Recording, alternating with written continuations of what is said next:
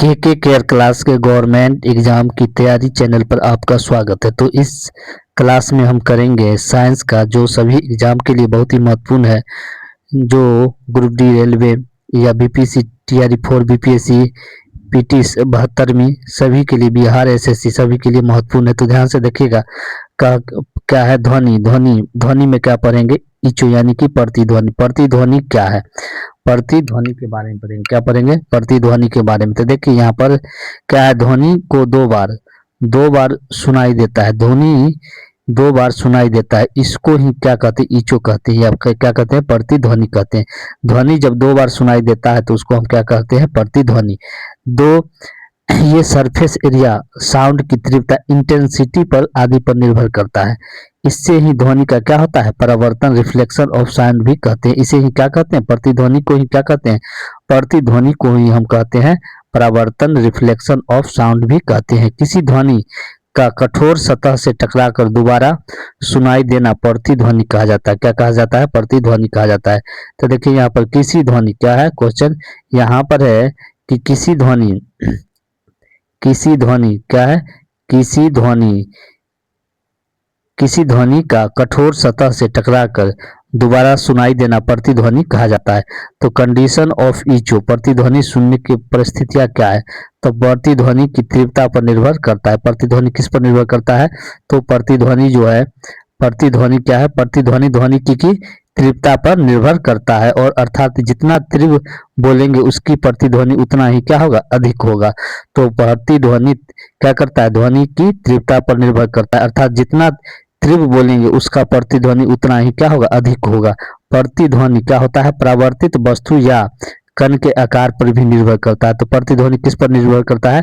परावर्तित वस्तु या कण के किस पर? आकार पर निर्भर करता है। अतः हम कह सकते हैं कि प्रतिध्वनि क्षेत्र के सरफेस एरिया पर भी क्या करता है? निर्भर करता है। प्रतिध्वनि बनाने के लिए मूल ध्वनि, ओरिजिनल साउंड, तथा परावर्तित ध्वनि के बीच रिफ्लेक्शन ऑफ साउंड के बीच का समय अंतराल क्या होता है? 0.1 सेकेंड से ज्यादा होना चाहिए। प्रतिध्वनि रिफ्लेक्टेड साउंड पर निर्भर करता है। किस पर निर्भर करता है? तो प्रतिध्वनि रिफ्लेक्टेड साउंड पर निर्भर करता है। वायु में प्रतिध्वनि की सुनाई देता है। वायु में भी क्या होता है? वायु में प्रतिध्वनि सुनाई देता है। हवा में ध्वनि की चाल कितना होता है? 344 मीटर प्रति सेकंड होता है। इचो का फॉर्मूला क्या होता है? प्रतिध्वनि का T बराबर 2D/V चाल। यहाँ पर देखिए, वायु में प्रतिध्वनि बनने के लिए न्यूनतम दूरी कितना होना चाहिए? 17.2 मीटर होना चाहिए। कितना होना चाहिए? तो 17.2 मीटर होना चाहिए। जल में प्रतिध्वनि सुनाई देता है, तो जल में ध्वनि की चाल कितना होता है? 1440 मीटर प्रति सेकंड होता है। और समुद्री चाल में ध्वनि की चाल कितना होता है? 1531 मीटर प्रति सेकंड होता है। और आशुद्ध डिस्टिल्ड जल में ध्वनि की चाल क्या होता है? 1498 मीटर प्रति सेकंड होता है।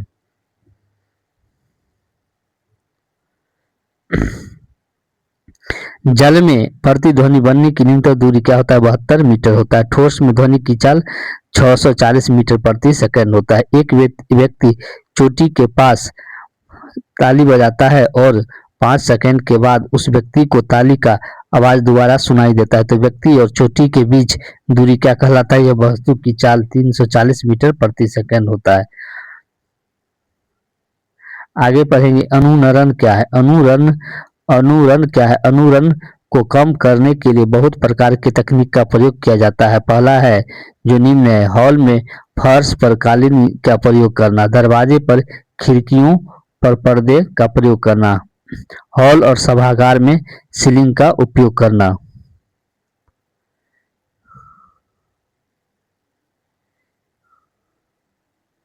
देखिए ध्वनि की क्या होती है? ध्वनि की विशेषता क्या है? तो ध्वनि क्या होता है?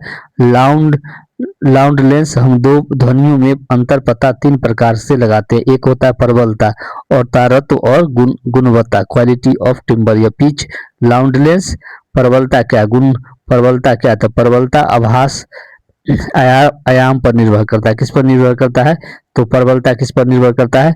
तो प्रबलता आयाम पर निर्भर करता है। प्रबलता स्रोत के दूरी पर भी निर्भर करता है, अर्थात दूरी बढ़ा दे तो प्रबलता क्या हो जाएगा? कम हो जाएगा, और दूरी को कम कर दे तो प्रबलता क्या हो जाएगा? बढ़ जाएगा। तो यहाँ पर क्या कह रहा है?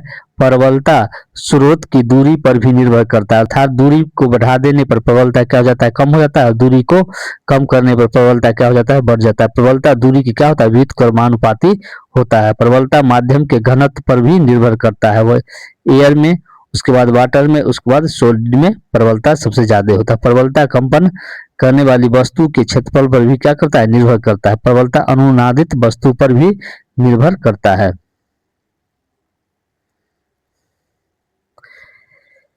सबसे कमजोर ध्वनि 0 डेसिबल के बराबर होता है। 0 डेसिबल बराबर 10⁻² वाट मीटर प्रति स्क्वायर होता है। ध्वनि का ऐसा मात्रक डेसिबल होता है, और फुसफुसाना कितना डेसिबल होता है? 30 डेसिबल, और सामान्य बातचीत कितने डेसिबल का? 45 डेसिबल, और शोरगुल कितना होता है? 100 से 120 डेसिबल का होता है, और जेट का आवाज कितना होता है? 140 डेसिबल, और रॉकेट का 160 डेसिबल। पिच क्या है? तारत्व क्या है? तारत्व आवृत्ति पर निर्भर करता है। किस पर निर्भर करता है? तो तारत्व आवृत्ति पर निर्भर करता है। जिसका तारत्व जितना ज्यादा होगा उसकी आवाज उतनी पतली होगी, और जिसकी तारत्व कम होगी उसकी आवाज उतनी क्या होगा? मोटी होगी। आवृत्ति ज्यादा होगी तो तारत्व ज्यादा होगा, और आवृत्ति कम होगा तो तारत्व क्या होगा? कम होगा। यहाँ पर देखिए मेल यानी पुरुष की क्या होता है? पिच लो कम होता है, तो आवृत्ति आवाज क्या होता है? भारी होता है, मोटा, कंठ बड़ा।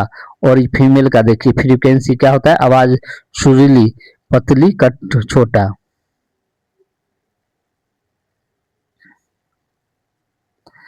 देखिए वायु स्तंभ के लिए आवृत्ति की लंबाई क्या होता है? व्युत्क्रमानुपाती होता है। हवा के लेंथ कम कम है तो फ्रीक्वेंसी या आवृत्ति क्या होगा? तारत्व, जिससे आवाज की सुरीली सुनाई देती है। क्वालिटी गुणता क्या है?